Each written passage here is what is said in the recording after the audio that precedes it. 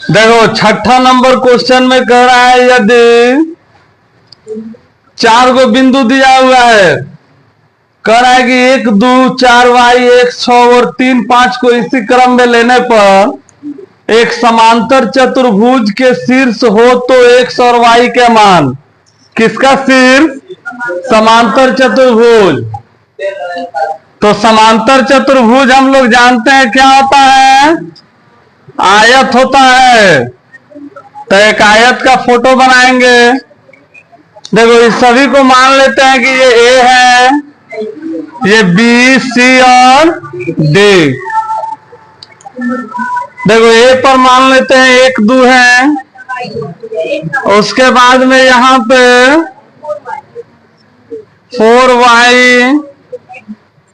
x 6 और D पे है 3 5 है। अब इसमें हम लोगों को बोला है कि x और y के मान निकालने के लिए।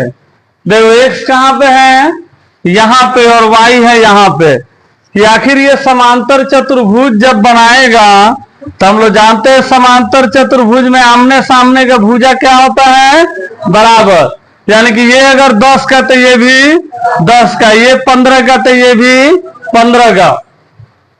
तो ये बताओ तुम लोग कि अगर इसका लंबाई अगर हम लोगों को मालूम रहता, मान लो कि 15 है, तो y का मान कितना आसानी से निकाल लेते। 15 बराबर लिखकर x2 minus x1 y2 minus y1 कर लेते। लेकिन वहां पे तो ये होगा नहीं, हम लोग को लंबाई नहीं मालूम है।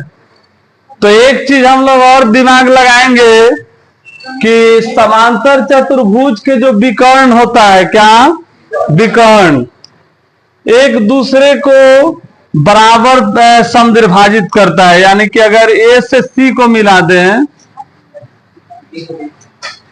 और इससे इसको मिला दें, तो मान लो ये जहां पे भी कटेगा ये एक दूसरे को क्या करेगा, बराबर समद्विभाजित करेगा ना।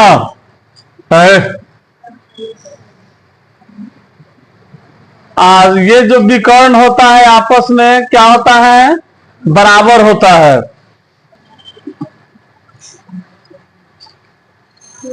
हम लोग जानते हैं कि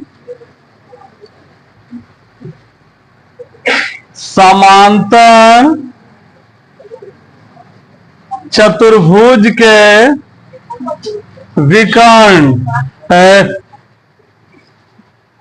बराबर होते हैं तथा एक दूसरे को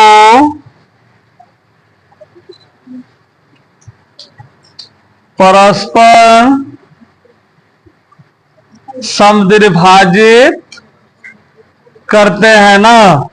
यानी कि इसका मतलब ये हुआ कि अगर AC अगर हम लोगों का 10 सेंटीमीटर का हुआ तो BD भी कितना का, 10 का। और ये जो होगा आपस में बराबर बराबर बट जाएगा ना।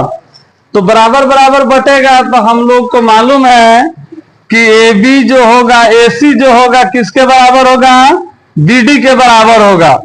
और इसको हम लोग जब समद्विभाजित करेंगे बराबर बराबर, तो हम लोग जानते हैं x1 plus x2 plus x1 by 2 और y1 प्लस y2 बराबर 2। y1 कितना है, 6 प्लस 2 बटा 2 बराबर। अब BD के लिए जब लिखेंगे तो इसके लिए ये है x1 x2 4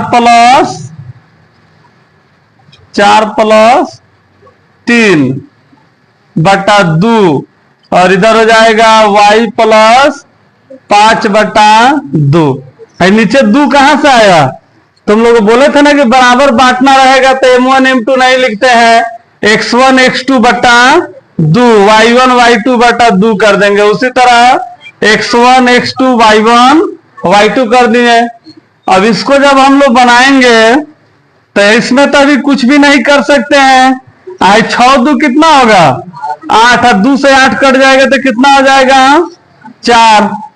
अच्छा 4 3 7 बटा 2 और इधर है y प्लस 5 बटा 2। अब हम लोग इसका तुलना करेंगे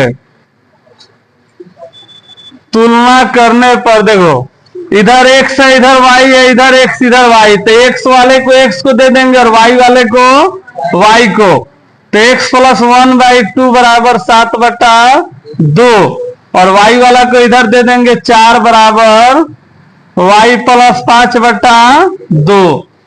अब जब इसको हम लोग बनाएंगे तो तिरछा तिरछी गुना करेंगे, तो 2 से x में करेंगे 2x, 2 एकम 2 और 2 साते 14 ना, इसको बनाएंगे तो 2 चौका 8, इधर नीचे कुछ नहीं है, 1 है, तो y प्लस 5 हो गया।